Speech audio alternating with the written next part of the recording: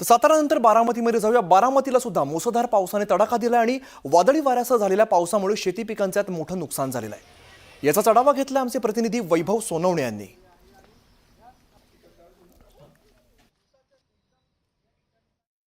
इंदापूरच्या संसरमध्ये काल निराडावा कालवा फुटल्यानंतर आणि पुराचं जे पाणी शिरलंय त्यानं जवळपास 100 कुटुंब बाधित झाली आहेत। आपण परिस्थिती पाहतोय, जवळपास 1 ते 1.5 फूट इथली माती जी आहे ती पाण्यानं खरडून नेली। इतका जोरदार प्रवाह जो आहे तो पाण्याचा होता। बाजूला मोठ्या प्रमाणावरती मोरीचं काम सुरू आहे, ब्रिजच्या खाली जे नाले केलेले असतात त्याचं, आणि या घरांमध्ये इथे साधारणपणे 5 ते 6 फूट पाणी होतं। ही सगळी मंडळी आपल्या सोबत आहेत, इथे राहणारे आहेत, ही बाधित कुटुंब आहेत।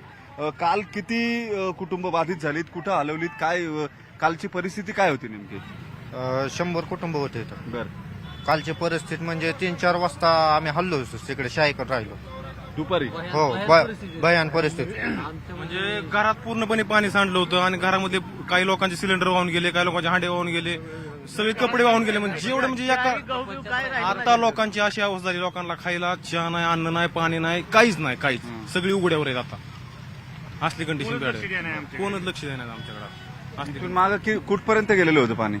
6 फुटापर्यंत लेवल होती साहेब। 6 फुटापर्यंत लेवल होती। पुढे पुढे पाण्याची लेवल 6 फुटापर्यंत होती 6 फूट अक्षरशः पाणी होतं. घरात नाही, हो घराच्या लेवल पर्यंत पाणी होते। आणि बोगदा किती पडल्यात बघा ना तुम्ही। काही लोकांना काही लोक ह्यात पडली रात्री, हो किती मोठी मोठी बोगदेत बघा तुम्ही।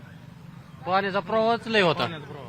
आणि या रस्त्याचं काम झाल्यामुळे आम्हाला फटका बसलाय सर। हे पुलाचं रुंदीकरण केलं नाही, काय नाही, सगळं अतिक्रमण आहे। वडा अजिबात रुंदीकरण, वडा नाल्यागत झालाय पण असा नाल्या झालं, शेतकऱ्यांनी सगळं दाबले, बारीक झालाय फक्त। आणि त्याच्यामुळे पाणी सगळ्यात बिकट अवस्था लहान मुलांची झाली आहे। आम्ही तरी कुठं देवळात वगैरे झोपलो, पण लहान मुलं तर देवळात।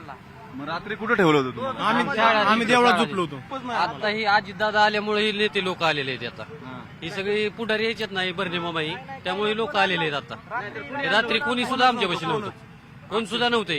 हे दादा मामा यायच्यात ना, त्यामुळे लोक आलेले आहेत। 2-2 फुटापर्यंत जमिनीची माती जी आहे ती खरडून नेली आहे। याचा अर्थ प्रवाह जो आहे त्या प्रवाहाचा वेग किती असेल याचा अंदाज आपल्याला येऊ शकतो। इकडे संपूर्ण गावामध्ये हे पाणी जे आहे ते पाणी पसरलेलं होतं आणि इथं नुकसान जे आहे ते प्रचंड नुकसान झालेलं आहे। घरांमध्ये, दुकानांमध्ये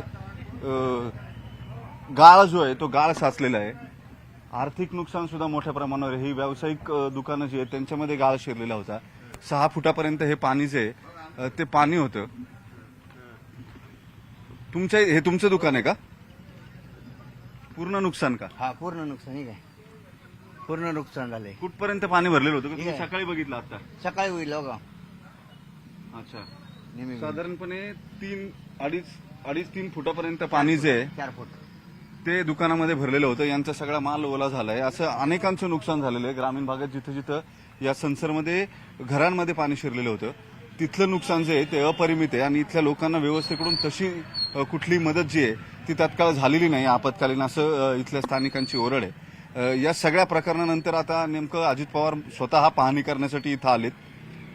मदत जी आहे ती कशा पद्धतीने केली जाईल, काही ठिकाणी पंचनामे अजित पवारांनी यापूर्वीच सुरू केलेले आहेत, त्यामुळे आता इथंही लवकर पंचनामे करून मदत पुरवली जाईल अशी शक्यता जी आहे ती व्यक्त केली आहे। व्हिडिओ जर्नलिस्ट सचिन अन्साटेसह वैभव सोनवणे, न्यूज 18 लोकमत, बारामती।